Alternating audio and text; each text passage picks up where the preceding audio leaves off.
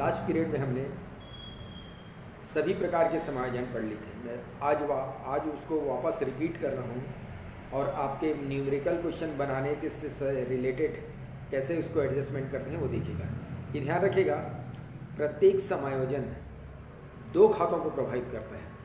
दो खातों का तात्पर्य व्यापार खाता, लाभ हानि खाता और चिट्ठा, ये दोनों में से दो खातों को प्रभावित करता है। इस बात का ध्यान रखिएगा। सबसे पहले अंतिम स्कंद।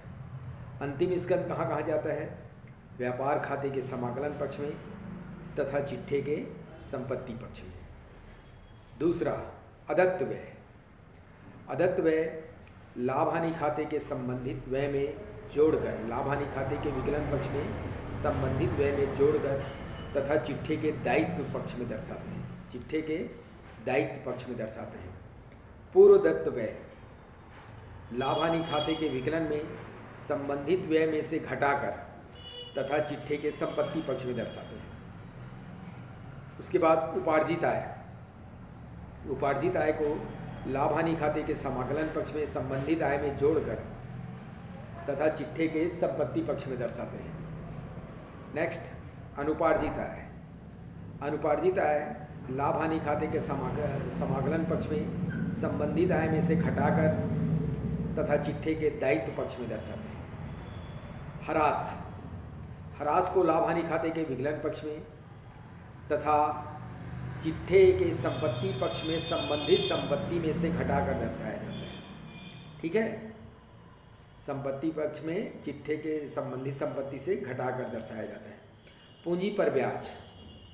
पूंजी पर ब्याज लाभ हानि खाते के विकलन पक्ष में तथा चिट्ठे के दायित्व पक्ष में पूंजी में से जोड़कर दर्शाते हैं।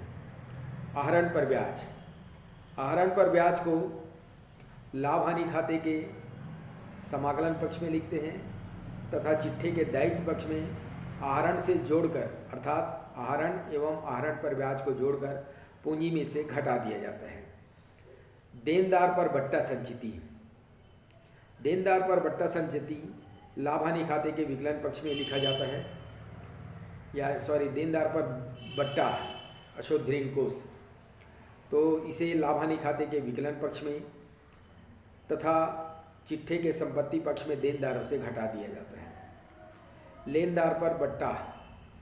लेनदार बट्टा को लाभ हानि खाते के समाकलन पक्ष में तथा चिट्ठे के लाभ हानि खाते के समाकलन पक्ष में तथा चिट्ठे के दायित्व पक्ष में लेनदारों से घटा दिया जाता है। ठीक है, ये सभी प्रकार के समायोजन हो गए। अब जब आप नेक्स्ट पीरियड में गणित शुरू करेंगे, ध्यान रखिएगा, व्यापार और लाभ हानि खाता एक साथ बनेगा।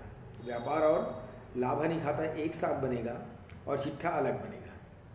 व्यापार खाता अब सारे मदें दिए रहेंगी आपको, तो मदों को छांटना है कि कौन से मदें व्यापार खाते में आती है, कौन सी मदें लाभ हानि खाते में। माल से संबंधित सभी खाते व्यापार खाते में आते हैं। अवास्तविक खाता लाभ हानि में जाता है। व्यक्तिगत खाता और संपत्ति से संबंधित खाता चिट्ठे में जाता है। तो आपको इन सब को जान लेना है और अच्छे से प्रारूप देख लीजिए, देखिएगा किसी प्रकार का प्रॉब्लम नहीं जाता। और नीचे समायोजन दिया रहेगा, तलपट के नीचे क्या दिया रहेगा? समायोजन दिया रहेगा।